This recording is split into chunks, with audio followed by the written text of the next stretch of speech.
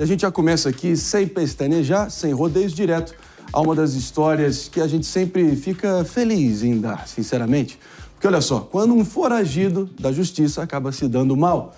Isso pelo seguinte, a gente está falando de um caso em que um jovem de apenas 24 anos estava empinando a moto em uma avenida movimentada. Quando ele foi lá, perdeu o controle e bateu em 2 carros. Um deles uma viatura da PM. Ironia do destino, ou cruel ironia do destino. Isso por pouco o motociclista não acerta os policiais na calçada. Ninguém melhor que nosso querido David de Tarso, que foi aí descobrir exatamente o porquê ele era procurado pela justiça e em que circunstâncias esse caso doido aí se deu. David de Tarso. É o famoso foi dar um grau e se deu mal, Marinho. Porque esse caso aí, o motoqueiro estava empinando a moto, estava com uma adolescente na garupa, e aí ele perdeu o controle da direção da moto, acabou batendo contra o carro da polícia e também um outro que estava parado. Só que aí quando os policiais foram puxar a ficha dele, foi constatado que ele tinha retirado a tornozeleira eletrônica, ele que já cumpriu pena estava no regime semiaberto por tráfico de drogas e também roubo, e foi empinar a moto e acabou então quase atropelando os policiais também. Agora, o que não é muito legal nessa história é que também a adolescente que estava na garupa desse homem ainda continua em estado grave no hospital. Mas ele acabou literalmente caindo nos pés dos policiais. Daisy Chiocari aqui com a gente, presente no Morning Show. Quero muito ouvir sua opinião sobre esse caso também. Tudo bem que a gente não está falando do motoqueiro fantasma, mas pelo visto a coisa esquentou pro lado dele também. O que você achou? Sabe, o que sempre me surpreende nessas histórias é que essas pessoas com esse tipo de comportamento, né? Ele estava sem a tornozeleira, né? Ele tirou a tornozeleira. Os comportamentos são repetitivos, né? Ele já estava com uma tornozeleira, já era alguém fichado, mas o comportamento fora da lei, ele permanece, né? As pessoas não mudam. Então, esse tipo de gente, você acha que o delegado Palumbo pode falar melhor do que eu, mas tem que estar enquadrado, não tem que estar na rua, tem que estar preso e tentando, de alguma forma, ressocializar, se é que é possível, né? A atitude dele já demonstra que não é possível, né? Palumbo, meu querido, então já que você foi aqui acionado, convocado, ninguém melhor para poder... A carinha dele. Ninguém melhor para cuspir uns marimbondos rumo à bandidagem pela manhã.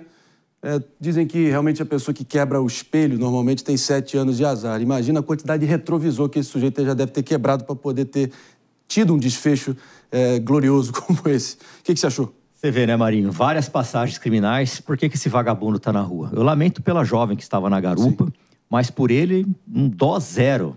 Eu quero que ele se estrepe. Mas, infelizmente, a justiça é assim mesmo. As nossas leis são brandas demais. Esses criminosos acabam cometendo vários tipos de delito. Eu já falei aqui inúmeras vezes, de cada 10 presos, 7 voltam a cometer o mesmo tipo de delito. Por isso que eu sou muito favorável a acabar com a progressão de regime. Se ele cumprisse a pena em regime integral, provavelmente pelo assalto, pelo roubo que ele cometeu, ele estaria preso muitos e muitos anos. Mas não é assim que acontece. Geralmente fica 2 anos e 4 meses num roubo e vai para a rua. Aí tira a tornozeleira, empina uma moto, coloca a vida de uma jovem em risco e esse vagabundo aí vai para a cadeia e daqui a pouco sai de novo e volta a cometer o mesmo tipo de delito.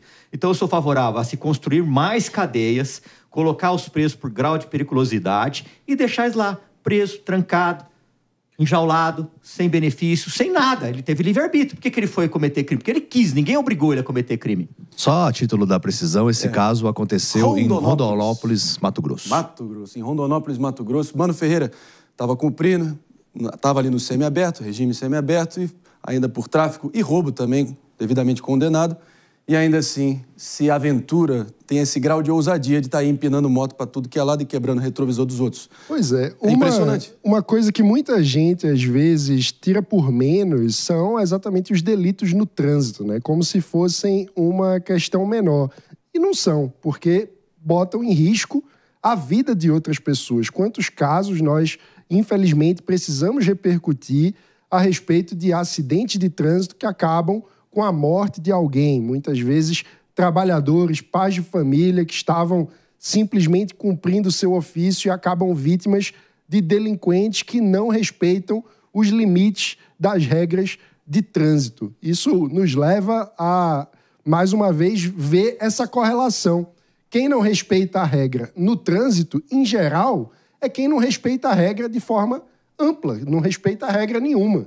Então, a gente precisa, sem dúvida alguma, tratar os crimes e os delitos, as enfim, as infrações à norma no trânsito com a seriedade que precisamos tratar as infrações à norma de forma geral. Muitas vezes as pessoas que não gostam de bandido acham que, não, tá multando aí, tá errado, porque de alguma forma acham que a lei deveria valer menos no trânsito. E essa... Depende da multa, né, mano? Se você pegar essas blitz que acontecem na Marginal, Pinheiros e Tietê, desculpa te interromper, só para ferrar a vida de trabalhador, vai lá e pergunta se pagou IPVA e apreende a moto do trabalhador, é complicado. Eu quero ver fazer essas blitz em porta de pancadão, porque lá você vai achar carro roubado, moto roubado, carro com chassi pinado, moto com chassi pinado, sem placa, aí eles não vão. Agora, durante a semana, eles ficam lá nas marginais dando multa em trabalhador para arrecadar. A polícia não foi feita para arrecadar, a polícia foi feita para colocar vagabundo na cadeia.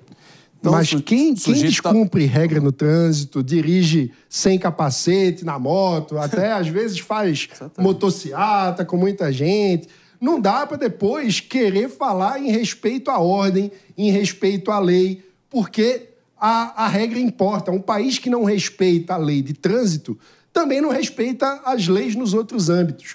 Não é uma coisa descolada da outra. Então, além, obviamente, da viatura da PM Mato Grossense, que acabou sendo atingida, sobrou ali também para um Hyundai HB20, que tinha nada a ver com essa história, acabou sendo afetado também. Além também da prisão, que já tinha um mandado em aberto pela prisão do sujeito, agora vai ter que responder por vários outros crimes, lesão corporal, também essa direção louca que ele estava tendo em via pública também, não é isso? Então, realmente, a gente, claro, estende aí nossos sentimentos, principalmente para a menina, que até onde a nossa vista alcança com as informações ao nosso dispor, pelo visto, estava sendo aliciada de alguma forma ou envolvida sem qualquer intenção no meio dessa saga insana desse sujeito aí que acabou tendo esse desfecho. David, sua expectativa olhando adiante? Agora a expectativa é que ele permaneça preso, né? Já que era considerado foragido, descumpriu as medidas, os benefícios que ele já tinha, como, por exemplo, de ficar ali no ambiente de casa, até mesmo sair para trabalhar com o uso da tornozeleira eletrônica, e agora a gente viu que ele estava descumprindo todas essas restrições. A gente vai já virando a chave aqui no nosso Morning Show, seguindo adiante, muita coisa para a gente repercutir com vocês aqui hoje, 10 horas e 9 minutos no ponteiro, e olha só, a gente vê uma grande multiplicação, Brasilzão afora, dos famosos cursos, mentorias, essa cultura de autoajuda também, que realmente acaba ajudando sim muita gente, é tratada com certo deboche por outros, mas o fato é que eu já estendo a pergunta para você do outro lado. Você aí, por acaso, já pagou por algum curso ou mentoria online por videochamada? É cada vez mais comum, vamos ser sinceros. Mas olha só, pelo visto o negócio está enveredando por um caminho muito perigoso, dado que os presos do complexo penitenciário da Papuda, em Brasília, também estavam pagando para ter acesso a pessoas do lado de fora das grades. A gente quer entender exatamente que esquema é esse aí.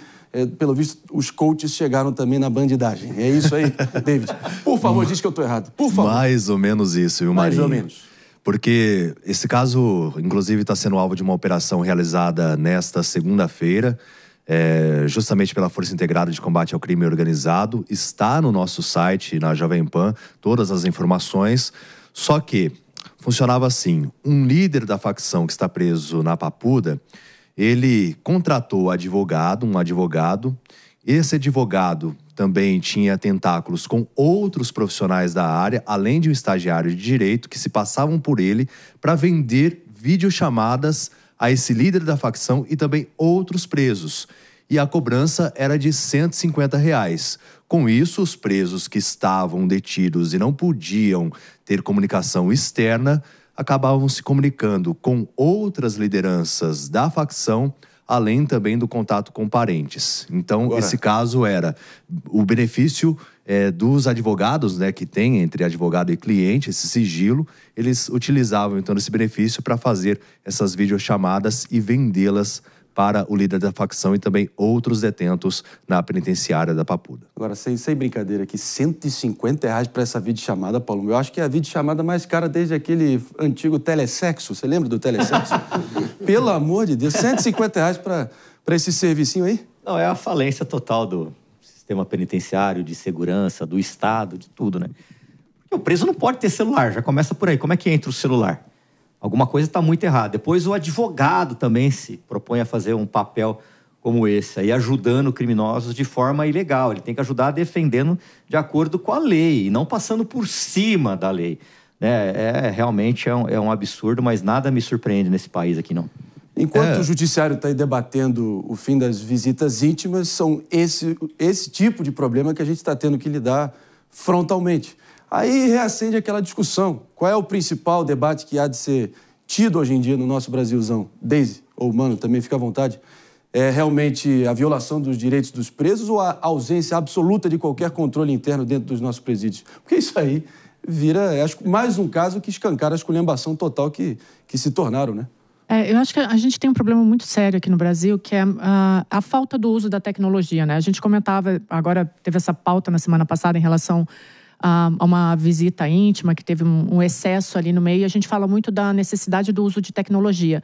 Se o Estado tivesse a organização dessas facções e desses criminosos, a gente não veria isso acontecendo.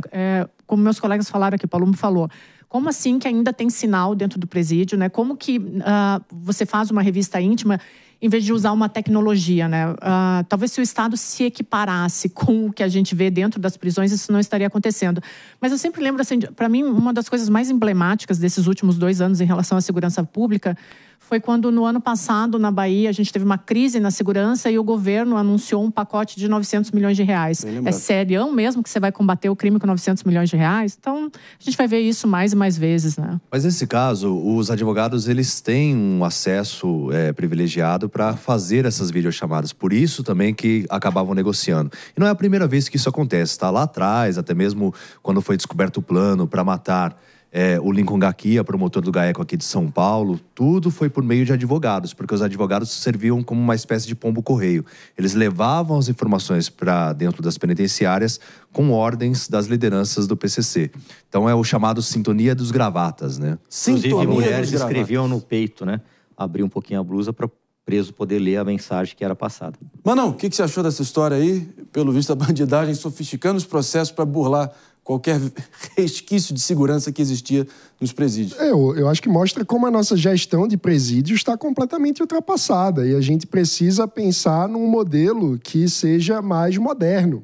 Na minha visão, isso passa por uma reforma do Estado que é importante em outras áreas também, mas que basicamente faça com que o papel estatal seja no controle de indicadores essenciais, como, por exemplo, a taxa de reincidência que precisa diminuir, como o número de violações dentro do presídio que precisa diminuir, enquanto a gestão em si do aparato prisional pode ser feito por organizações do terceiro setor ou empresas privadas, que inclusive ajudem a aumentar o número de presos que trabalham dentro do presídio, que é algo que no Brasil a gente ainda caminha a passos de tartaruga.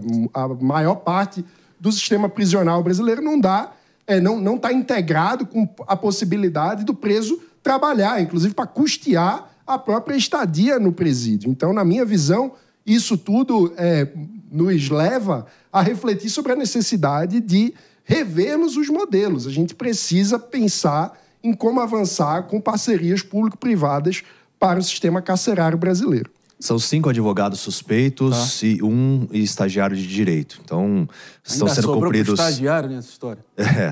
Que também era serviço do crime, claro, né? Lógico. Eles se passavam pelo advogado que dava autorização. Então, por exemplo, eu sou o advogado. Sim. Eu tenho como cliente lá o preso que está na Papuda. Então, outros se passavam por mim para fazer essas videochamadas. Pelo menos isso é o que apontam as investigações. Por isso que a operação segue nessa segunda-feira. 6 mandados de prisão e 9 de busca e apreensão em diferentes locais, tanto do Distrito Federal como também da Bahia. E a gente torce, obviamente, para que esses esforços sejam cirúrgicos e tenham consequências aí o quanto antes para cortar isso pela raiz, porque é o fim da picada. Daqui a pouco, pessoal, a bandidagem, meu caro Paulo, vai estar falando de desbloquear o código, funil de vendas, mudança de mentalidade. Vai escrever livros ainda e vender. Daqui a pouco a bandidagem vai estar fazendo Iron Man, vai vendo. Gostei disso. Você sabe que... É das minhas essa aí. Não perde uma. Dos problemas... Tá engasgou. Um dos problemas no modelo atual é que até mesmo ferramentas de vídeo monitoramento, hoje a gente não consegue fazer uma manutenção adequada. Claro. Então, quando quebra uma câmera, você precisa fazer uma nova licitação, um processo extremamente burocrático, a gente não consegue manter os aparatos de fiscalização e a tecnologia a serviço do controle e da lei dentro do presídio atualizados, porque a nossa ferramenta, o nosso modelo de gestão estatal é muito Mas você pode atrasado. alugar os equipamentos, né? Dá para alugar. Como é que funcionaria igual isso? viaturas, né? Você pega cidades... São José dos Campos. As viaturas da polícia são todas alugadas. Se quebra uma viatura, o policial não tem que ficar batendo caneco para arrumar, não. Já tem a troca imediatamente. Aliás, já fica uma viatura de reserva na própria base da GCM. Quebrou, bateu, já está a reserva lá. Então, o serviço não para jamais. Agora, nos locais, por exemplo, estado de São Paulo, você tem que ficar comprando viatura. Isso é um desperdício de dinheiro público. É muito mais fácil alugar. É muito mais fácil e mais barato. Você vai ter menos problema de manutenção, os policiais não vão mais ter aquele problema de ficar mendigando conserto em viatura, porque isso acontece ainda hoje, não me venha falar que não acontece, porque acontece sim, e fica um serviço muito mais eficiente. Mas aí a gente está falando também da confidencialidade que é garantido pela Constituição entre advogado e cliente. Então, os advogados que levavam essas informações até mesmo faziam, né, essa intermediação com as lideranças, com o líder que está preso. Então, é muito difícil de você conseguir rastrear. Por isso que é um trabalho efetivo de investigação para identificar esses advogados que trabalham a serviço do crime.